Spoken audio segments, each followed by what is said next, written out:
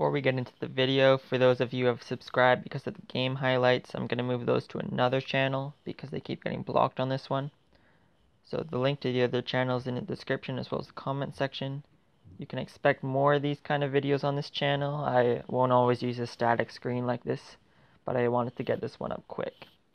Alright, so what should the Nationals do with Bryce Harper? So at the time of this recording, the Nationals are 6 games out of first place in the National League East, but they also have 36 games remaining against teams who are either tied or above them in the standings. While they are only 4 games out of the second wildcard position, they are in an 8-team race, and with all these teams having a fairly even strength of schedule, it will be hard to make up ground. The Nationals' position in the standing puts them in an awkward position to become sellers at the deadline. However, the odds are still against them in 2 ways. Number 1, they actually have to make the playoffs, and number 2, re-signing Bryce Harper in the offseason is going to be a difficult task.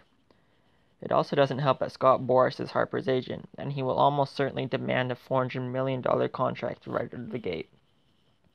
This being said, the Nationals will have some money freed up by season's end, with Daniel Murphy, Matt Wieters, and Gio Gonzalez all heading to free agency, among others.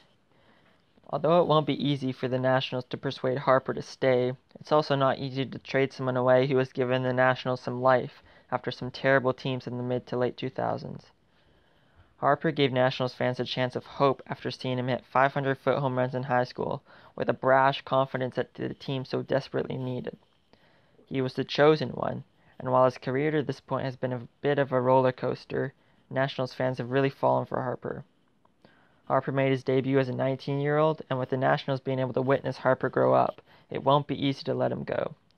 The Home Run Derby this year made it abundantly clear that Washington loves Harper. Nevertheless, if the Nationals do decide to begin shopping Harper around, you have to believe the Yankees, Dodgers, Cubs, Phillies, Indians, and others would show some interest in Harper.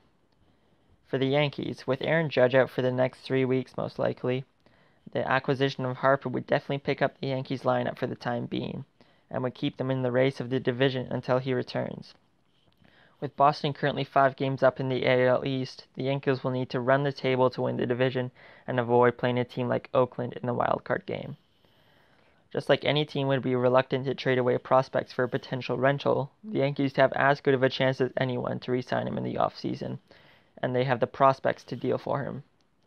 The 2 favorites for the National League pennant are the Dodgers and the Cubs, and if one of them were to get Harper, they turn into the instant favorite, and we could begin to make a case that they are a top 3 team in the league. The NL has been outmatched by the American League all year, with Boston, New York, and Houston operating the top 3 in most power rankings, but an acquisition of Harper could change that. At this time, it appears the Dodgers have the most interest, and the Cubs will probably hold off on a trade to make a run at him in free agency. The Indians have all but locked up the division title already, and desperately need another outfielder to pair with all-star Michael Brantley.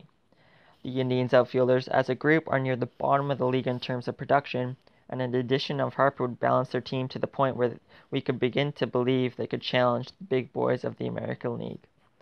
Let's keep in mind that while this team is young, they played in the World Series in 2016. It would not be wise to sleep on Cleveland. For the Phillies, I would personally stay put. The team has performed out of their minds this season, and they're a very young ball club. The Nationals' price for Harper, of course, won't be small, and it's probably going to be bigger for the Phillies given that it's a trade within the division. So at the end of the day, I think it would be smart for them to hold on to their prospects, as this team is only going to get better from here.